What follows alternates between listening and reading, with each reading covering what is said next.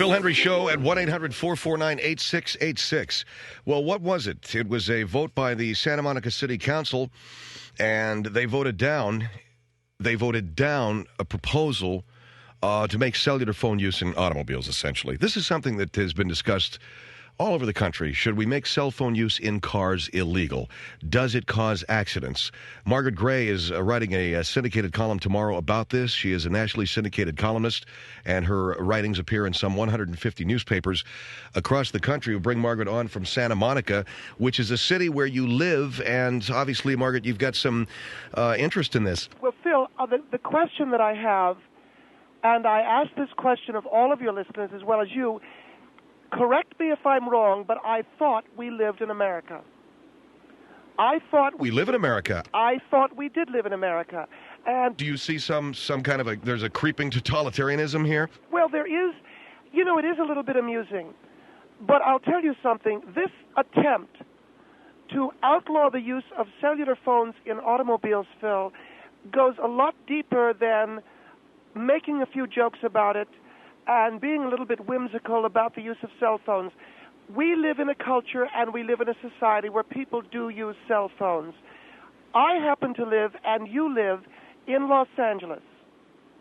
And when you look at our city from across the country, it isn't such a laughing matter anymore, Phil, and it really isn't something that is just fodder for comedians. This attempt to outlaw cellular phone use in automobiles, I really think struck at the very heart of our city in terms of our public image. Why? Because and I've done a lot of traveling, so I know this to be true, if you look at Los Angeles from the perspective of another city, the image of a young and tanned and healthy person, a young man or a young woman, traveling down a boulevard lined with palm trees, with a cellular phone pressed to their ear and their hand on the wheel, making dreams come true, creating something. This, Phil, is the image that the country has of Los Angeles, and I really think we have to take it. No, wait. It was, everybody uses cell phones. Everyone uses cell phones, but divorce yourself for a minute from the idea of everyone using cell phones and listen to what I'm saying. We live in Los Angeles, and the rest of the country does look to us for a cue as to style, for a cue as to culture, for a cue as to where we're going as a nation, Phil. And we are a representation of a level of success. And well, in the mind of people, are you talking about somebody that doesn't live here thinking about L.A.? People that don't live here look upon Los Angeles with a view of one thing: a young, good-looking man or woman sailing down a boulevard, big palm trees, a cell phone pressed to their ear, a business deal to be done. This is what you think of, Phil, when you live outside of the Los Angeles area. You think of our city as a precursor to the dreams of tomorrow, and you need that image, Phil. All right, well, you're talking about image here. See, what they wanted to do is outlaw the cell phone use for safety. And I want to address that in a moment. I do. But I want you to listen to what I'm saying. Okay, so if we were not using cell phones in Los Angeles, what? If we're not using cell phones in Los Angeles, you strip away our identity, you begin to strip away just another level of dignity, and you strip away the public perception that people have of our city, Phil, of success, of a mover, of a shaker, of someone who is going somewhere, doing some things, making some things happen. A cell phone, a convertible, a palm tree, Los Angeles. The city that we live in, the city that we love, and the city that the rest of the country looks to for a cue as to success. I've always been very interested in this concept of people looking to any particular area of the country as a cue for success. When I was growing up, New York City was the place to be. As it was for me. I come from Western Pennsylvania, and New York City was absolutely the place to be. And, of course, that has worn off. Los Angeles is the place to be, and you've got millions of people who want to be here. You have to give them the impression that this is the place to make deals. and this is the place of success. Well, look, the place is any city is no more successful than its people, and it's no more hardworking than its people. So are we talking about an image, or are we talking about a reality? No, we're talking about a reality. We are talking about, you live here, correct? Yes, I do. I mean, I'm at work here. All right, then you know how hard you work. You know how hard everyone works. We've got to let people know that not only are we working hard, but we have got the style, we have the image of the mover, of the shaker, of the person. Phil, we have got business deals to go to. We've got table reads to go to. We have spa appointments to keep. We have facial appointments to keep. Do you understand what I'm saying? We have auditions to go to. This is Los Angeles. This is the image of our city. And to strip that away from us, I think, is almost criminal. I think it smacks of totalitarianism. Well, to eliminate the use of the cell phone from motorists not being able to use it. If you don't have people driving around using their cell phone, you don't have the essential image of Los Angeles, of a city on the move, racing for an appointment, racing for its destiny. That's the image. And what I thought they were doing at the Santa Monica City Council the other night, I thought was absolutely atrocious. Absolutely. Well, the vote was voted down. My understanding from the news. Amen, and thank God to that, Phil. Yes, it was, and a lot of good people turned out to make it so. So we're going to have cellular phones in automobiles again. But there is a safety question, as I said, and I want to get to this, okay? You understand that it is a concern, a safety concern, that people who use forget about the image of the guy racing down the street. What are you're saying that the public image of Los Angeles is of a good-looking guy or good-looking woman sailing down a boulevard with a cell phone pressed against their ear, traveling down a palm tree-lined boulevard, off to meet their destiny, off to a facial appointment, or to, what do you call it, a table? What does a table read? A table read is when I'm surprised, Phil. You've done a King of the Hill or two. You know. All right. Well, I mean, explain it for the benefit of the audience. What is a table read? That's when actors get together a few days before they actually shoot a scene and run through the scene while reading it at a table with each other. And I'm surprised you say that. You've done 2 King of the Hills. My understanding is you're going to do another Futurama, Phil Hendrie. My spies tell me. All right. I didn't want to say anything about it. My spies tell me that Phil Hendrie is going to do another Futurama. Little Bird told me that'll be in tomorrow's column, by the way. And all right, can we get off my career for just a minute? But a little bird told me that. Good. I want to get off that for just a minute. There is a safety concern beyond the guy sailing down a tree-lined boulevard, and that is that people get into accidents and... Phil, I am prepared to address that, and I want you to listen to this very carefully. Statistics show, when we talk about automobile accidents involving cellular phones... Let me jump in here for a minute, give the phone number, and also mention that we are talking. This is the Phil Hendrie Show. We're talking with Margaret Gray, syndicated columnist. Our number is 1-800-449-8686. They defeated a proposal to eliminate cell phone use in automobiles. It is Ms. Gray's contention, she'll be writing about it in her column, that if you take away the cell phone from people in Los Angeles, you take away the city's image, and you take away people's image in the country of L.A. And if you take away... If L.A. doesn't have the image of a cell phone use... Then the country, I don't think, has a leader. That's really what L.A. is. It is the lead city. It shows people what to do. It shows people how to behave. L.A. gives everyone permission to do the things that they do, to use the cell phone to sail down a boulevard with the palm trees. All right, now what about this safety issue? The safety issue, Phil, and listen to this very carefully. Statistics show that when automobile fatalities occur in accidents involving people who were using cellular phones, overwhelmingly the fatalities only involve infants. Now that is... Oh, my God. Now, wait a second, Phil. That is unacceptable. Yes. That is absolutely... Infants? Yes, and that is unacceptable. And I feel for the people who lose an infant. But I want you to ask yourself this, and I want your audience to honestly ask themselves this question. Would you rather see an infant who hasn't even lived that much of his life, maybe 6 months, he doesn't know what he's missing, he dies, it's tragic, yes. Would you rather see that, or would you rather see a promising young actor or actress miss out on a table read or an audition because he couldn't use his cellular phone? Margaret. Phil, please, answer the question honestly. Don't answer it now. I want you to think about it. I know the answer to that question. I know. Please, Phil, just think about it.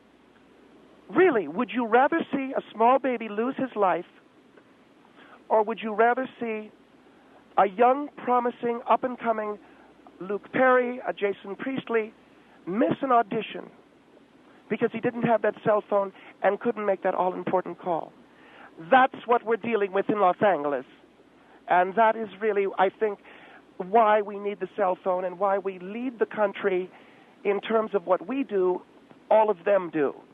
And if we don't have our cell phones, the rest of the country won't know what to do. All right, Margaret Gray is with us with some fairly explosive comments. Cellular phones need to be used by people in cars in Los Angeles because we're racing towards success, and if we are, the rest of the country is. Although I must take great exception to the statistics that she just imparted to us.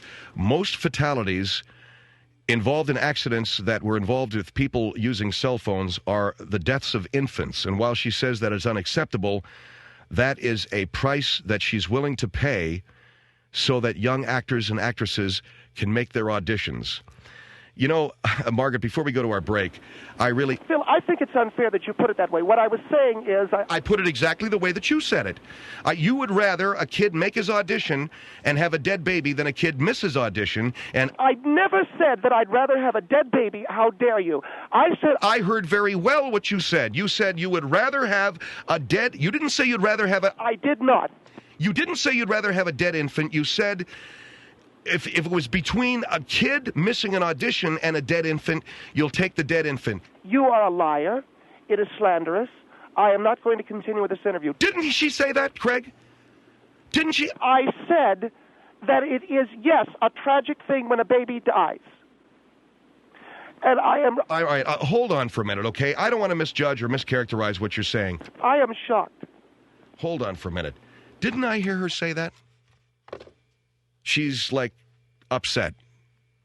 Margaret Gray, my guest, syndicated columnist. Cell phone use in automobiles. If the people in L.A. don't use them, then the rest of the country doesn't have the leadership of success that our city provides. And I thought I heard her, and most people who die in automobile accidents involving cell phone use are infants. That's a small price to pay, I think she said, in order that a young actor or actress makes their audition. Now, if it sounds callous, me reading it back to you, Margaret, that's not my fault. 1-800-449-8686, Phil Hendrie Show.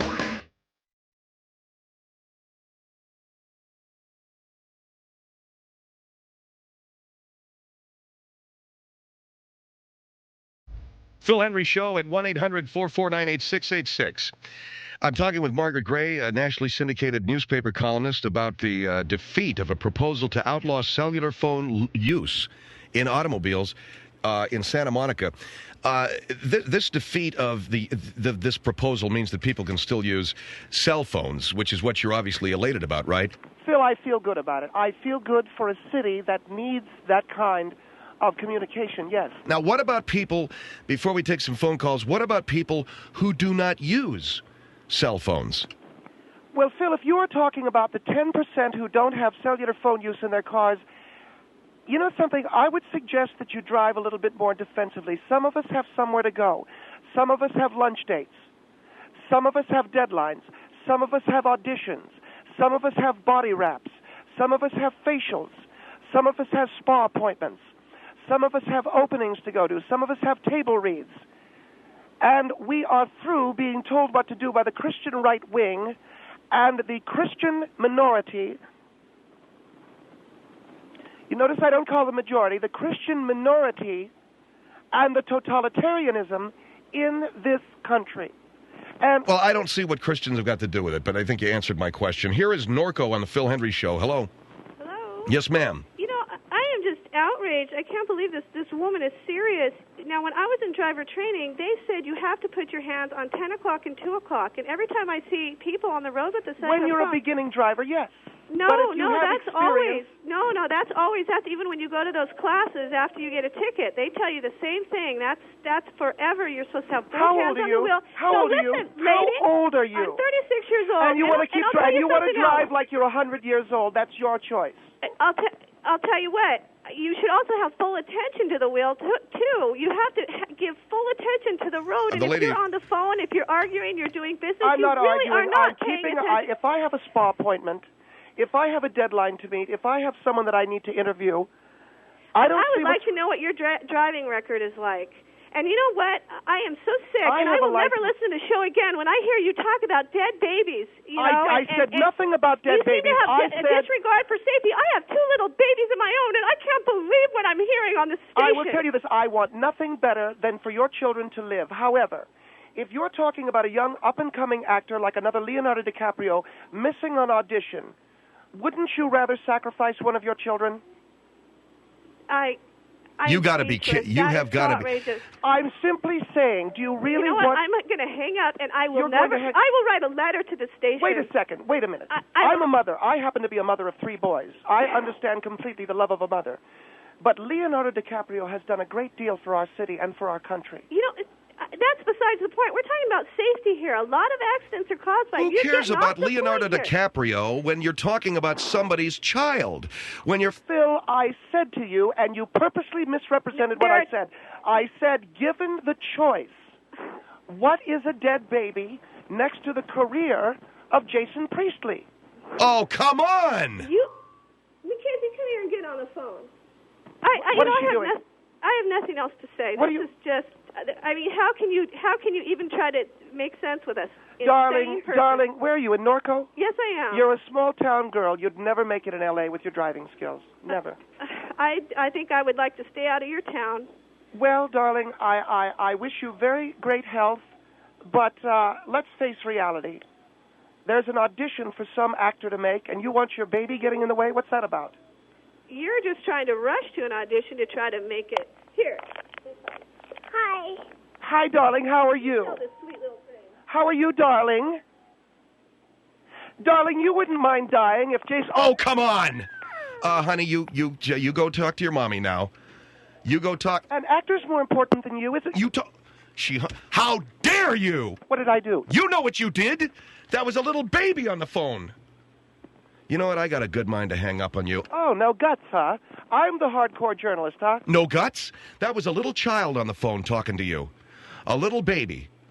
Said hi to you. And I said hi back. I'm a mother. Are you? Margaret? Are you? I gave birth to 3 children. I almost died in childbirth. I don't want these lightweights calling me up and telling me what to do. And you said to that little baby, wouldn't you rather die so that Jason Priestley can make an... And why are you even dragging his name into it? Jason? Well, he's a young man who knows where he's going. I understand that he was... Well, at least he thought he knew where he was going the other night. What was that, a deer he almost hit? And never mind about that guy. We're talking about the... Oh. I want to apologize to the lady in Norco, to her child, your little boy or little girl. No guts, huh, Phil? Please allow me the dignity to finish. You know, Phil, I'm a journalist. You're not, are you? No, I guess I'm not. Yeah, you don't have the balls. You don't have the gonads. You don't have what it takes to ask the hard-hitting questions. Hard-hitting questions of adults are one thing. Why would you use that baby that way? She put the kid on the phone with me. What do you want me to do, back off? I wanted a scoop. What kind of a scoop are you going to get from that kid? I wanted to find out what that kid thought. You know something? I'll tell you this, Phil.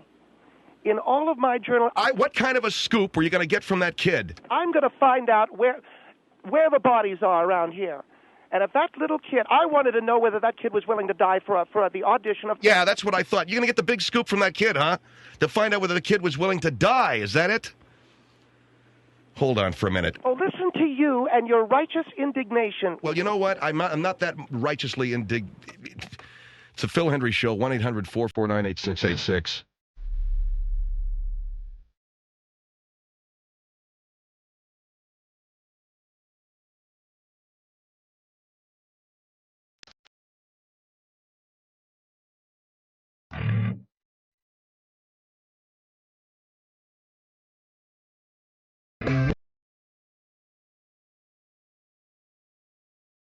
Phil Hendrie Show at 1-800-449-8686. By the way, that bumper music that you're hearing in the background is taken from an interesting CD, one that I think you don't have the jewel case for it.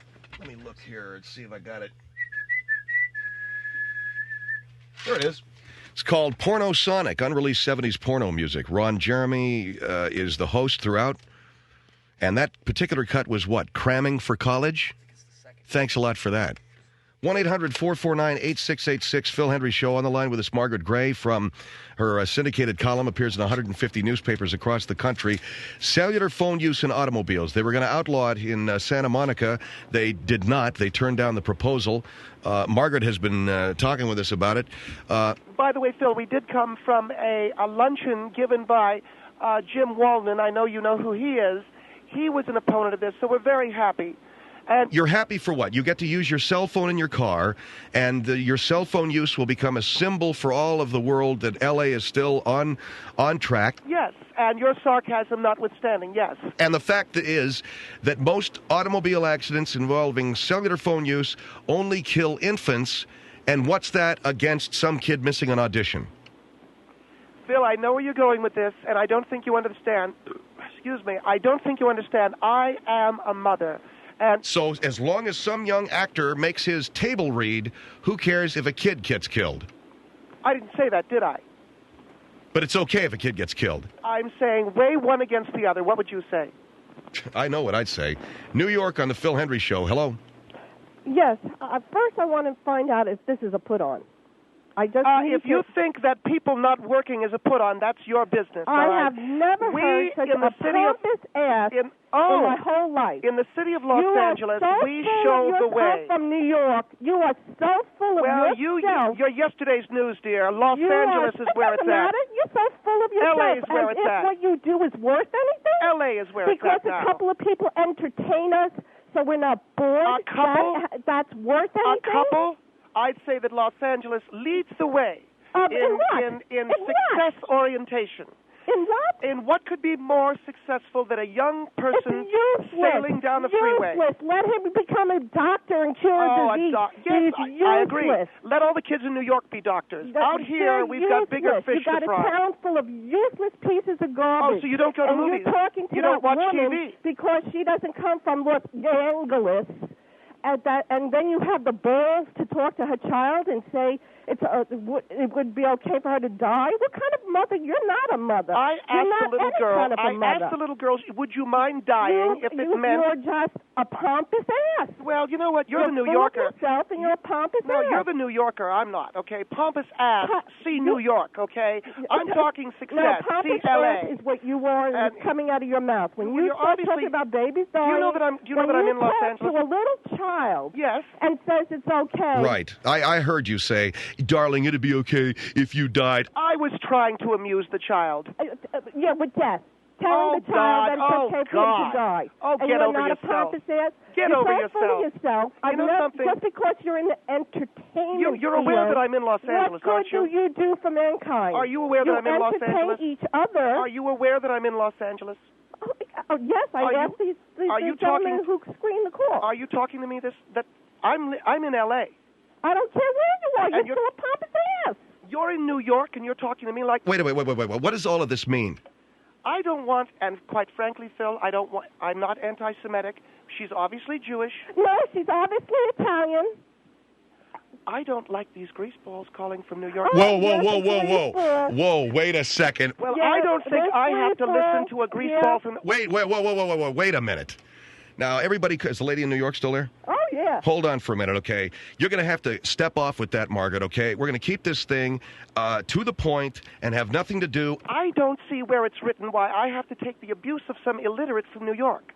Now, I write a nationally syndicated column. I don't think a nurse is an illiterate. Maybe you're an illiterate, but I write a nationally syndicated column. The city of Los Angeles has long been the symbol of success. You know, I made the point, and New York for many years has been the symbol of success for a lot of people, too, okay? You know, we, in many ways, the capital of the country. And just because you want to kiss the ass of someone calling from New York, I'm telling the truth. Our city, cellular phones, palm trees, convertibles, do you get it? This is where it is. Garbage. Do you get it? New York is passé. In this whole planet.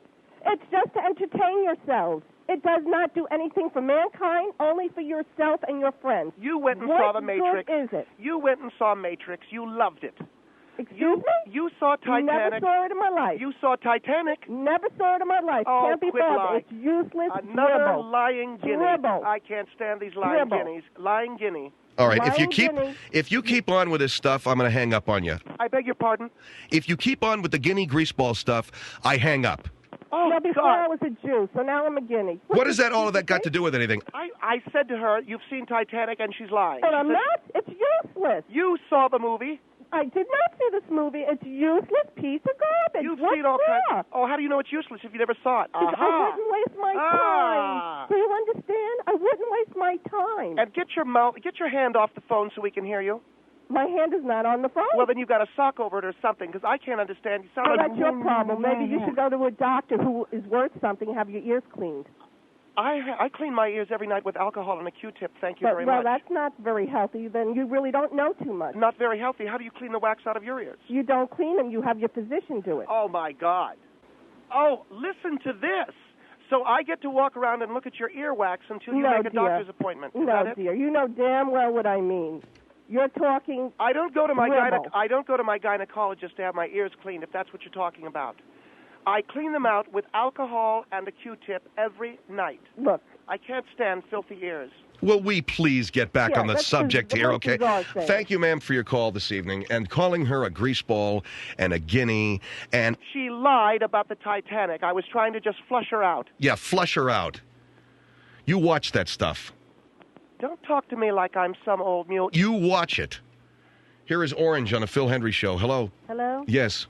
Hi. I just am trying to figure out right now if this is really for real. She is a complete I'm talking nut. about people being employed in the city of Los Angeles and across this country. I don't find that to be any subject for amusement. You're Mr. a Hendrie complete wanted... nut. And what is, can I ask you just something? What is the future of our country if it's not our children? We don't need any more actors in L.A. I'm sorry, lady. Excuse me? And I don't even... I happen to work in the entertainment business. You what?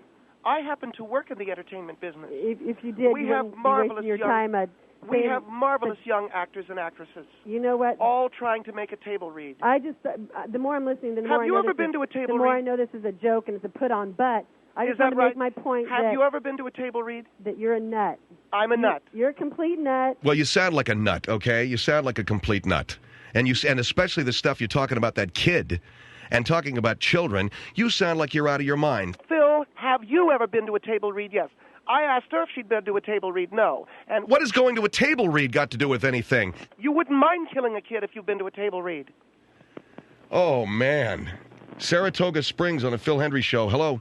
Hi. Yes. I got to say, Margaret, you better lay off smoking crack, number one. Oh, is that And number two, why don't another you funny stand comment in from New Margaret, York? and kill yourself in a car accident. You are whack. I'm whacked because I am talking about the success and the future of our city. I'm Who whacked. cares? What I does don't that have live. to do with the meaning of life? I live in L.A. Are you aware of Who that? cares where you've been? You're an idiot. I'm an idiot. I Why? cannot even believe I am so Why? outraged listening to this. It is making me sick. I'm I ready to am have a heart simply attack. talking about statistics that when people use cellular phones in automobiles, infants generally die.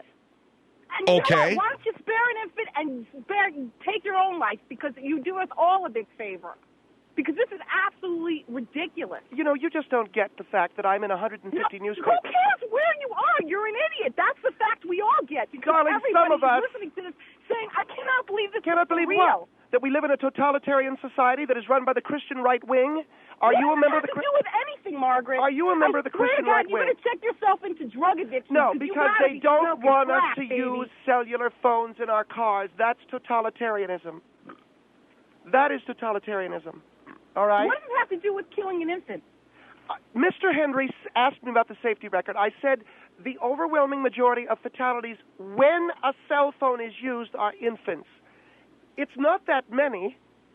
And But it's too many. And to have an actor go to some table read, you've got to be kidding me. what are you talking I about? don't This is understand employment. how you could put a price on a life. I'm over not putting a freaking price on a actor life. going on I'm a simply table saying read. the Screen Actors Guild has some 5% make $5,000 or more a year. The rest of them are unemployed. We need to get these actors back to work. Who cares? You're some There's crazy plenty yenta of that has idiots nothing out better to there. do There's than bag every on time LA you and turn our around, there's a luxury. new one. Oh, This just is because absolutely ridiculous. I cannot even believe. What do you mean, who cares? So, that- in other words, if I talked to you about Saratoga Springs and some issue that was important to you, and I said, who cares, you'd say, well, okay. Yeah, because you know what?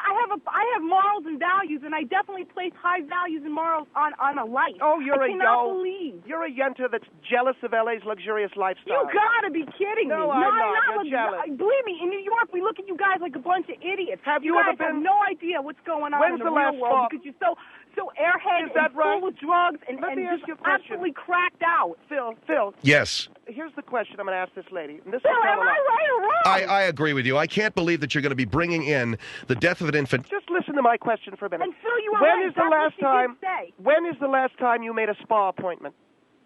Made what? When is the last time you made an appointment to go to a spa?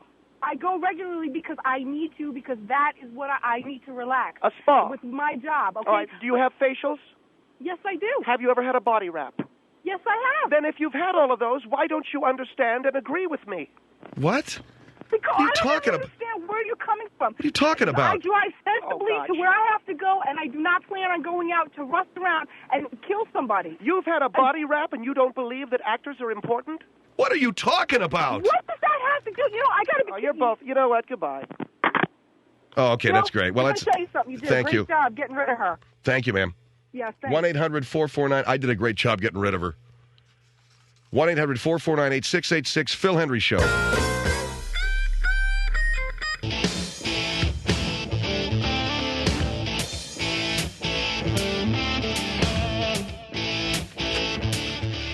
This is the Phil Hendrie Show, and I'm William F. Buckley, and I thought I'd read a letter from because I don't have the New York Times article that James Weston's editorial is in New York Times, so I thought I'd read a letter from the Penthouse Forum, which is a letter to a pornographic magazine. I thought I'd read you this letter. I thought this was fascinating. And I think that this is the kind of thing that probably we would all aspire to at some time or another. A dear Penthouse Forum, I'm a freshman at a small Midwestern college, and I never thought this would happen to me. I was studying in my dorm room when a guy from down the hall stuck his head in my door and asked to borrow a pen. I told him to come in and sit down for a minute, as I needed a break from studying anyway. Emmett came in and sat down on my bed, and I stayed at my desk. So the heat in the room was palpable. He stared at me and then moved to the other side of the bed, the side closest to me.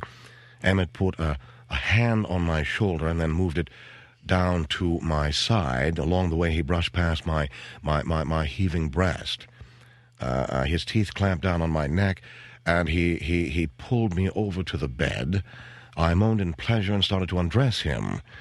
When we were both naked, I was amazed at the sight of his manhood. My legs reached up to grip his sweating sides, and I pulled him down to me. He pulled my hair and slammed my head into the headboard of my bed. Then he tied my hand to the post with his tube sock. He held my free hand down with his other hand and forced his mouth on my quivering lips. "You like it like this, don't you, bitch?" He passionately whispered in my ear. "Oh, God, yes," I screamed. "I like it any way you want to give it to me. Love master." We spent the rest of the night fulfilling my every fantasy as our screams of passion wafted down the hallway, knowing that from the other co-eds would be insanely jealous of our night of love and secretly hoping that they might join us before the night was through. In the morning, he violated me one more time for good measure, and we both exploded in ecstasy. Thank you very much. Name and address withheld. So you see that was something that was for the certainly not James Weston, New York Times. You see, but it's Hi, this is Ron Jeremy. You're listening to Porno Sonic. This is William F. Buckley. And here's a song called Dick Dagger's Theme. This is from the Dick Dagger's Big Dick Dilemma film from 1974. Here's right here. Okay, Bill, that's great. I'm William F. I'm William F. Buckley. Now, how can a guy that's so famous for his elocution stutter so freaking much? Well.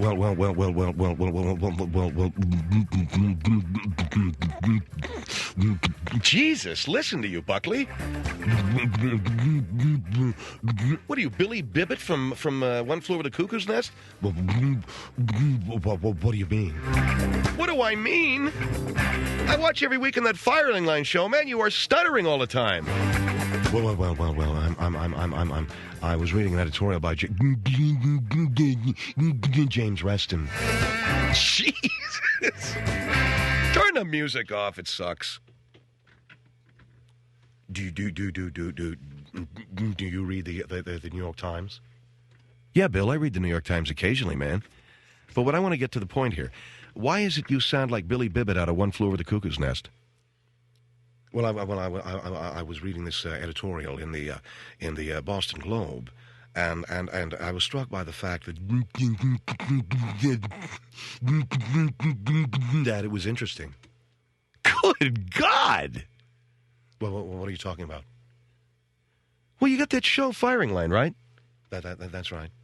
And you're always with the heavyweights, and you have a wonderful brain. You have a wonderful mind. Well, thank you. So why do you stutter like some kind of a tart on a short bus? Well, you know, it's very interesting. You liberals like to talk about the short bus, and you want federal funding for all of your little retarded friends. But I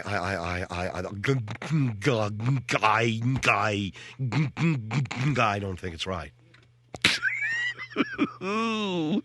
You're a mess. Well, what do you mean? You're just a mess, man. You liberals with all your federal funding for the emergency rooms, and Ronald Reagan, I think very rightly so, pulled back all funding from emergency rooms. Yeah, well, what if you went into an emergency room because you had a extra special stuttering attack? Phil, your whimsy, I think is really misplaced, because I've never had a stuttering attack. All right. Whatever you say, babe. Oh, so now my name is Babe. Yeah. Pig in the city. Bug off, Bill. Go get Craig some coffee, okay?